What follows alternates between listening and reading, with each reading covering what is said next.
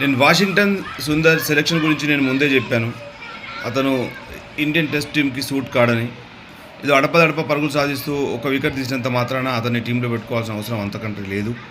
So అతని performance రోజు రోజుకి దిగజారిపోతుంది. ముఖ్యంగా టేల్ ఎండర్లను పెట్టుకొని ఆడిన ఆట మాత్రం చాలా చెప్పుకోవడానికి కూడా బాగాలేదు అసలు. ఎందుకంటే మీరు అబ్జర్వ్ చేయండి, జేమీ స్మిత్ ఎలా ఆడుతున్నాడు.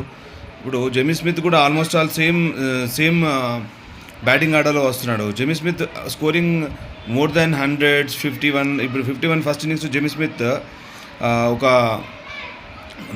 దురదృష్టవశాత్తు అవుట్ అయ్యాడు. కానీ అటు జేమీ స్మిత్ ఫామ్ చూస్తే కనీసం ఇంగ్లాండ్ 500 రన్స్ చేస్తుందని మనం అనుకున్నాం.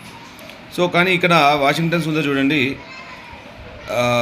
వాషింగ్టన్ సుందర్ 76 బాల్స్ లోపల ఒక 6 ఒక 4 తోటి 23 రన్స్ చేశాడు. సో తర్వాత అతను బ్యాటింగ్ తను చేయాలన్నా బుమ్రాకి అప్పగించాడు. బుమ్రా 0కి అవుట్ అయిపోయాడు. ఆ తర్వాత ఆకాశ్దీప్ ఒక 6 సాధించాడు. అతను కూడా 7 రన్స్కి అవుట్ అయ్యాడు.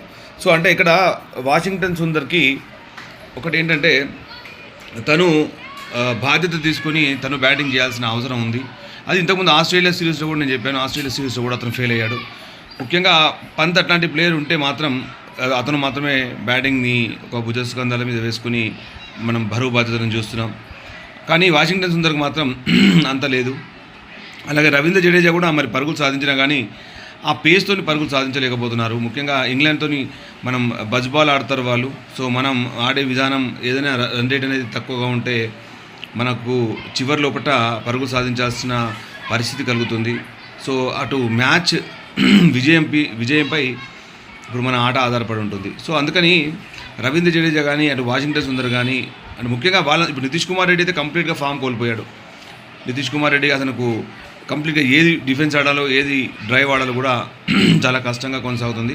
మీరు అబ్జర్వ్ చేసే ఉంటారు. చాలా దగ్గరగా ఎన్నోసార్లు అంటే ఓవర్ పిచ్ బాల్స్ కూడా అటు డిఫెన్స్ ఆడే ప్రయత్నంలో కూడా విఫలమవడం చూసాం, బీట్ అవ్వడం చూసాం.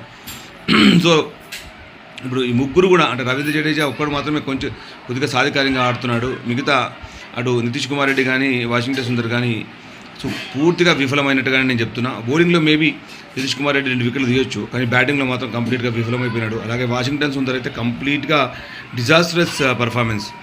ఆస్ట్రేలియాలో కూడా అదే తరహా చేశాడు, మళ్ళీ అతను తీసుకున్నారు. సో కానీ మళ్ళీ ఈసారి కూడా అదే పరిస్థితి. మనం ఈ టోర్నమెంట్ సిరీస్ ముందే మనం చెప్పాం వాషింగ్టన్ సుందర్ సెలెక్షన్ ఒక తప్పుడు సెలెక్షన్ అని, అది నిరూపించుకున్నారు. సో మరి నెక్స్ట్ టెస్ట్ మ్యాచ్కైనా వాషింగ్టన్ సుందర్ని తీసేస్తారేమో అని చూడాలి. సో సెకండ్ టెస్ట్లో పర్ఫార్మెన్స్ ఎలా ఉంటుందనేది ఈరోజు తెలుస్తుంది. సో చూద్దాం. సో చివరి వరుస బ్యాటర్స్తో మాత్రం బ్యాటింగ్ చేయడంలో మాత్రం వాషింగ్టన్ సుందర్ విఫలమైనాడు.